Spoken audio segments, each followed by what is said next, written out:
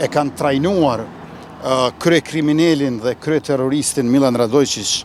Ky është një provokim i Serbisë e cila natyrisht që dëshiron ta cenoj integritetin territorial dhe sovranitetin shtetëror të Republikës sonë. Bëhet fjalë për njësi të cilat e kanë trajnuar krye kriminalin dhe krye terroristin Milan Radojčić në banjës të zveçanit për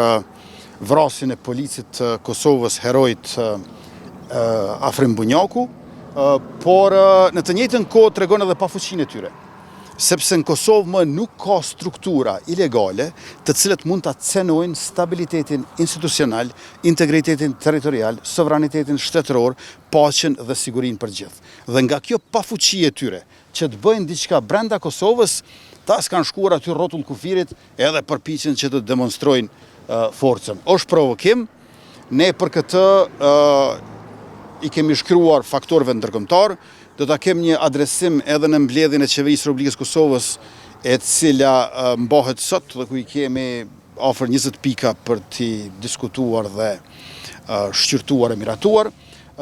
por forcat tona janë të përgatitura, kufiri ynë është i mbrojtur dhe këtë e bëjmë me Forcën e Sigurisë Kosovës, me Policinë e Kosovës, me Agjencinë e Kosovës për Inteligjencë dhe me partnerët tonë ndërkombëtar në veçanti me KFOR-in. Pra, në njërin anë është e vërtetë që demonstrojnë destruktivitet dhe agresivitet, por në anën tjetër kjo është edhe shprehje e frikës dhe pafuqisë së tyre